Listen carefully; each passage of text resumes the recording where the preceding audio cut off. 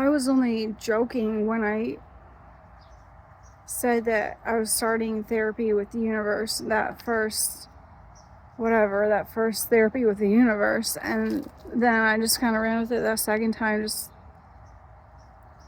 out of sarcasm. And I think seems to be a thing to do. I think we should continue that. Seems kind of strange, but also kind of right to go into therapy with the universe and let my cards decide the direction of the conversation and let the whole dang world watch. Just flies. I'm glad. I'm so happy about the flies. Okay, I feel like I need to stop pulling cards off camera, because I just, where is it? I don't even know. Oh, here it is. So I was like, okay, are you sure? You know, and I was about to sit down here with you. And I was just asking, I'm like, are you sure this is what I'm supposed to be doing right now? But I don't know, I was just kind of feeling, you know, like I wanted some reassurance. So I picked a card out and it says reveal, may openness lead you to connection. So I feel like now's a good time. Now is a good time to whatever we're doing, going through my closet, I guess. I'm being drawn back to this. Oh, this is the path, or this is the path. That's weird. This moonlit path is the deck that looks like this one. So I've been struggling to get my nursery lesson cleaned up in my yard. I have so many like plants that fallen soldiers. We'll just call them fallen soldiers. So I'm having to do that. Not exactly the most fun thing, but I like being outside in my yard.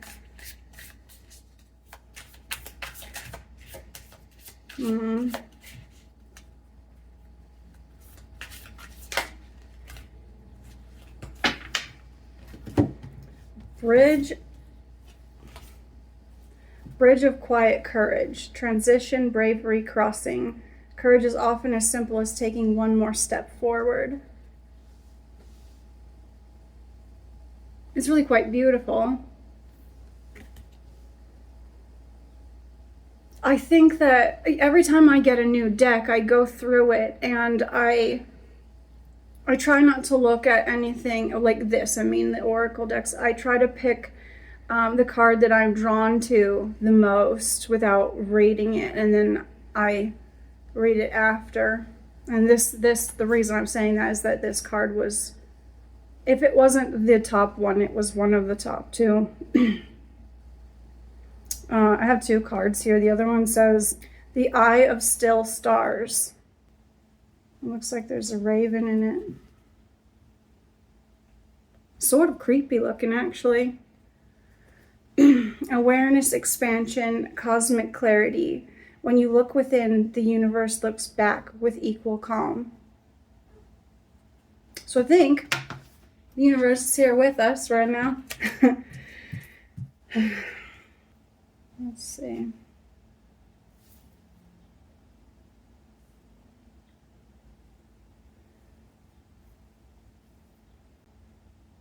Courage is often as simple as taking one more step forward.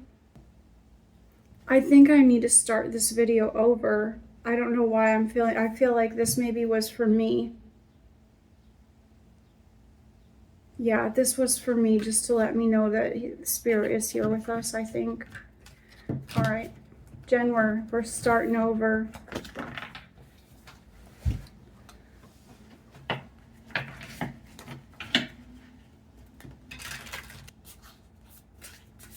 It's probably gonna look weird that I cut right there. I feel like using this one.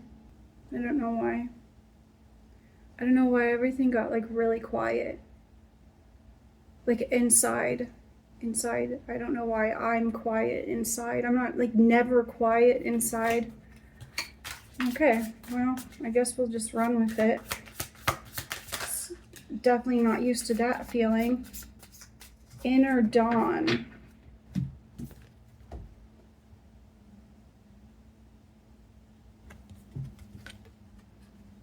Awakening, perspective, renewal.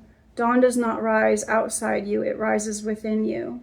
I was just thinking about how I had just said that it got quiet inside of me. Kind of how, like, you might imagine the sunrise in a movie or something. Well, the sunrise is symbolic, that day's potential, because we don't know what's ahead of us. I'm getting this image, this visual of the sun rising over the ocean, and just as it like pops out, you get like that flash that's like kind of blinding, and it like washes everything out, kind of like a blank canvas for a second there. At least like in my mind, that's what's happening.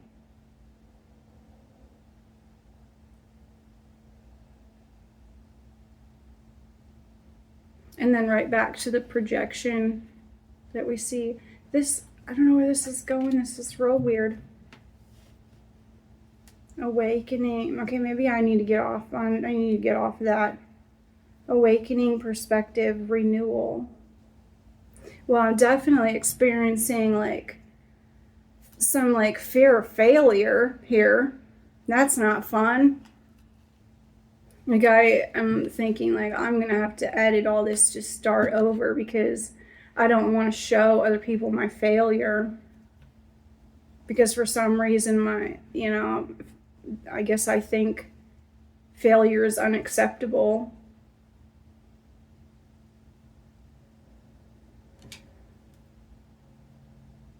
Yeah, I have thought that for most of my life.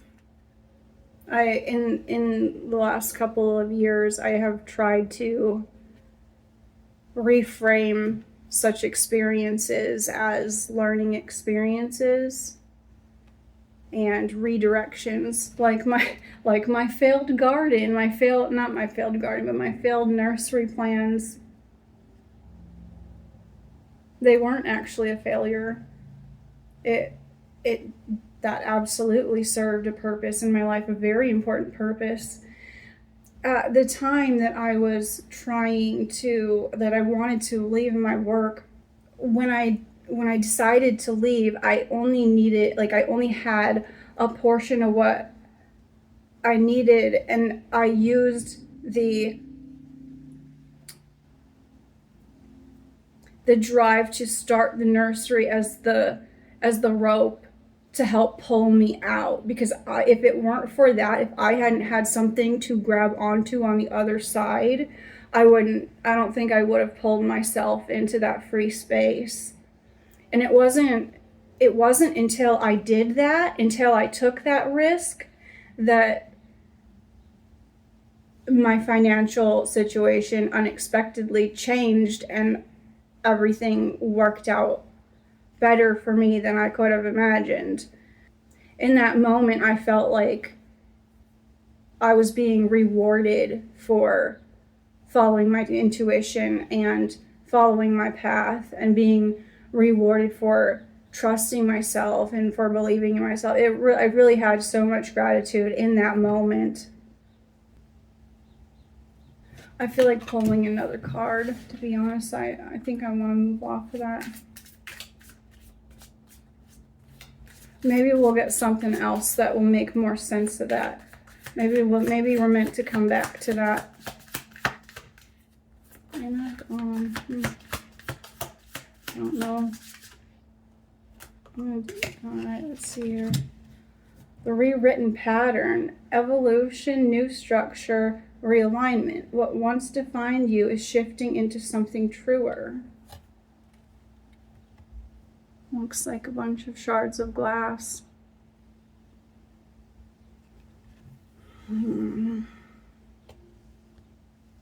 What once defined you is shifting into something truer. That's definitely true of what I was just saying about, I was allowing that aspiration of, selling plants to prop me up when I needed it. And I'm so glad that I had that experience and I chose to do that, because I wasn't leaning on anyone else. I wasn't.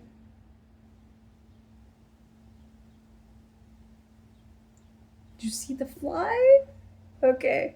I wasn't leaning on anyone else. I was trusting myself enough in that moment, in all of those. It wasn't one moment. It was a series of moments leading up to me actually leaving, and that commitment to myself that really changed everything. And I just, I mean, if I hadn't, it's going to sound dumb, but if I hadn't done that, I wouldn't be here. Rewritten pattern. Not trusting myself has definitely been a pattern in my life. So much doubt. Growing up in a continuous traumatic environment. I'm trying not to say words that might not be okay to say on YouTube. That definitely forms a pattern in a child. It requires them to abandon their own perception. And actually, let's going back to perspective here. Children are forced to abandon their perception when they're being gaslit by a caregiver. They have no choice.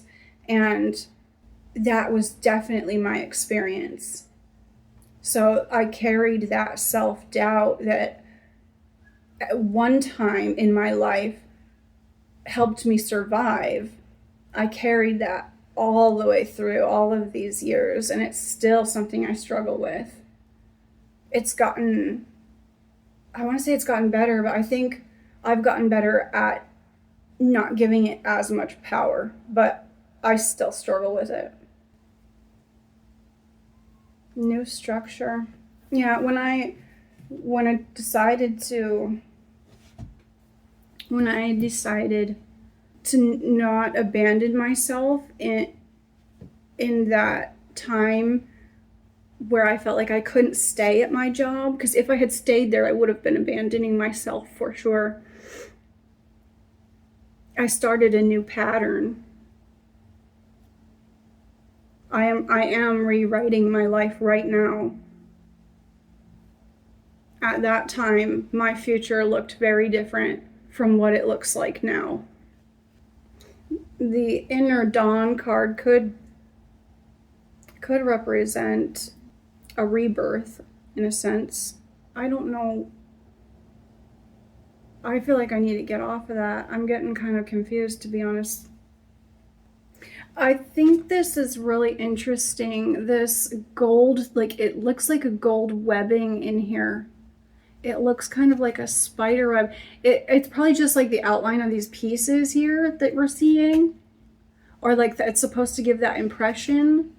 But it looks like a spider web to me. Yeah, old patterns are kind of like spider webs.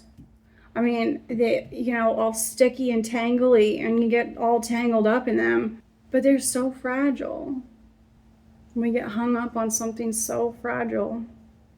Something so thin as a pattern that we can walk away from.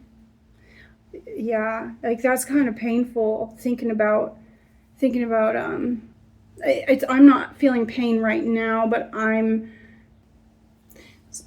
going from one very toxic relationship and thinking that I have healed from that into another one later in my life. It was really painful to see that I had not gotten out of that pattern. Like, it was way more painful for me to see that I had done the same thing than it was to actually end that relationship. I definitely think that that was an indication that I was valuing myself more, because I was not as upset about that relationship ending as I was about my part in it, and my not seeing that I was walking right back into this victim role. I want to use the word victim loosely in that, actually. I don't want anyone to make assumptions, but let's see.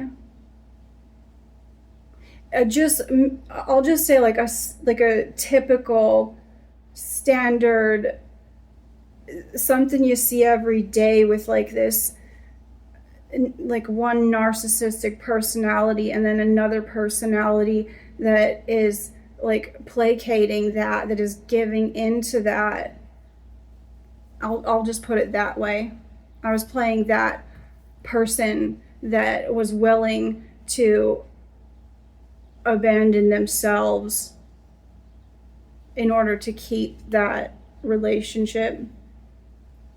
That ending that relationship really opened my eyes. It was kind of like a slap in the face. I was married for quite some time, actually. I got married when I was 21, and I didn't leave that relationship until I was 27, and I spent quite a few years after that alone, thinking that I was healing, and I think in some ways I was, but I wasn't. I definitely hadn't healed everything, because I ended up back in a relationship with some of those same patterns, not all of them, but some of them. And I guess I was really disappointed in myself in the end. But when I left the second relationship, it wasn't a marriage, but it was, it was a few years I was in that relationship. I was determined never to do that again. Never to enter that again, even if it meant being alone, because I would rather be alone. Like, I would rather be alone. I think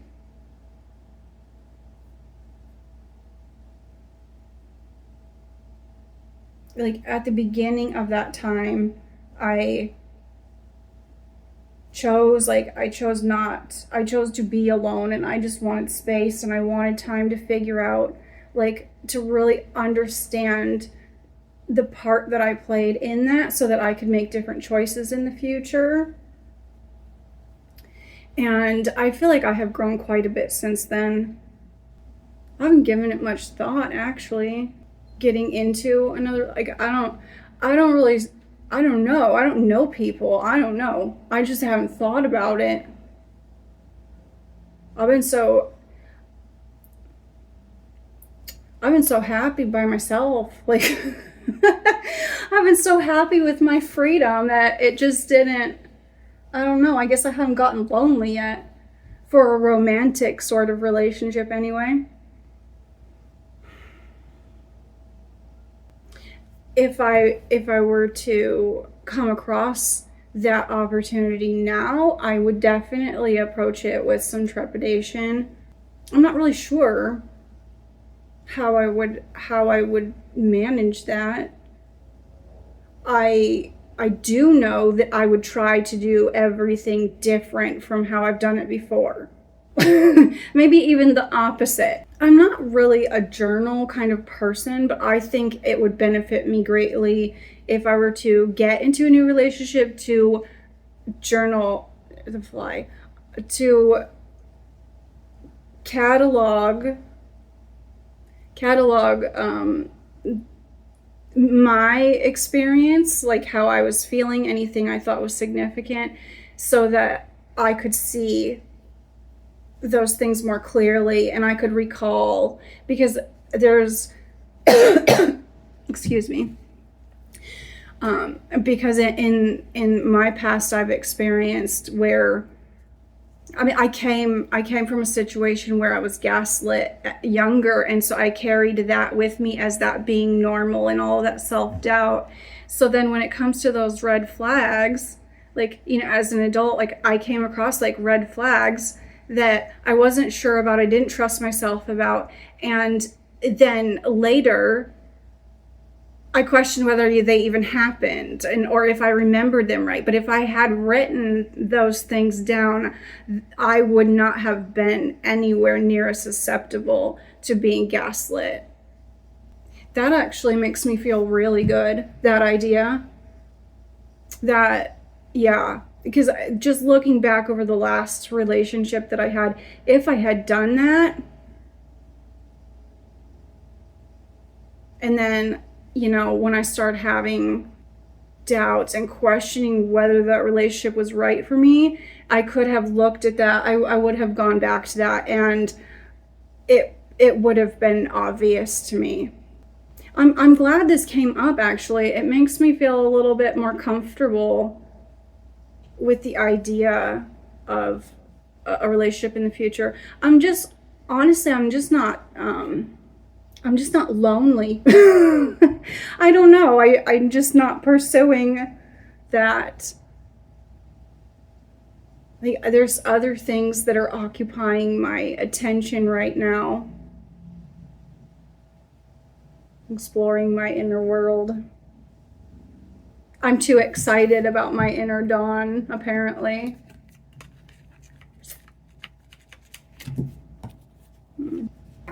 It's so simple. Oh, it's so simple that I could have, you know, what a difference that little thing would have maybe made. Maybe I wouldn't have paid attention to it. I guess I don't know that for sure.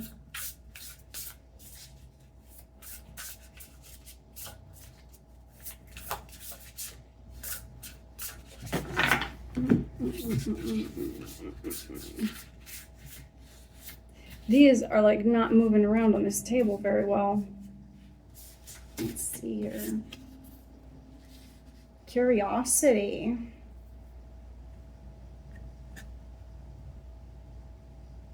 That is exactly how I'm feeling about the world around me right now. The universe, my relationship with it, how I fit into it.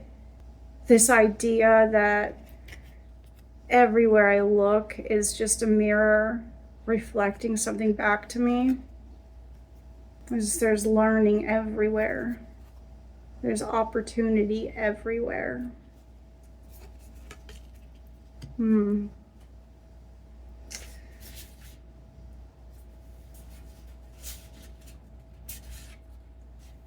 Ghosts.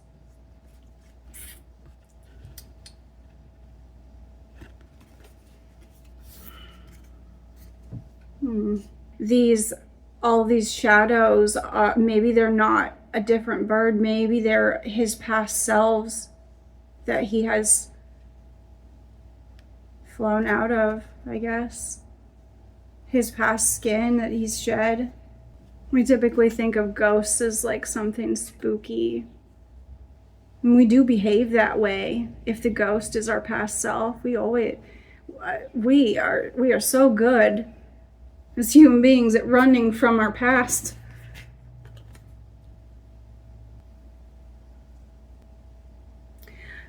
I don't know why I'm so hung up on this timeline thing.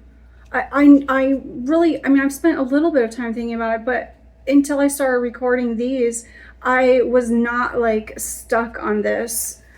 But I was just looking at these here, these birds. They're kind of like this, except they're present. And it just makes me think about like the past ones actually being present in a different timeline. I don't know why I'm so hung up on that. Or maybe this is like, if we look at it, which way are you looking at? I don't know. The past ones are the ghost ones, and the present ones are the future selves. And the future selves are watching the present. They're watching me now. That sort of describes that weird vision thing that I like, that weird thing about seeing this, watching myself. I in that vision though, I'm not specifically, the eyes through which I'm watching that aren't necessarily mine. That is so weird. I mean, it's not weird to me, but it's, yeah, that's like, I feel like that's, nobody's gonna understand that. Kind of like there's the fly again. Kind of like, I don't know why I'm getting this image of like an old TV set where it's like like rounded on the corners, and then it's like the black and the big box. But it's kind of like, even though the TV isn't an entity, it's viewing whatever's on the screen.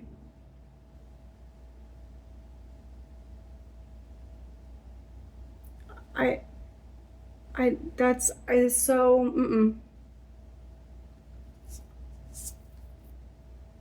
I don't want to, I'm really having a hard time. I'm questioning whether, like, maybe that's relevant for somebody who might end up watching this in the future, because I don't know. Like, I would like to move on, but I'm feeling stuck. It's kind of like watching, okay, I'm getting this, it's like watching a documentary, and in that documentary there's a family in a home, and on that TV screen is this. Like, that's the kind of film that I'm like, that's like the way that it feels. It's like a black and white watching me on a screen. I don't understand. I don't want to be stuck on this, please. Curiosity and ghosts. Okay, I'm going to cut this and come back to it if something else like clears this up for me. Yeah, that's what I'm gonna do, because I'm not particularly enjoying this stuck feeling. It's kind of like this, like I'm trying to like take a breath in, but it's like there's a pause before I can breathe in, and I think I need to pause. Maybe the rest of this maybe this is relevant to something that hasn't happened yet. We'll just go with that.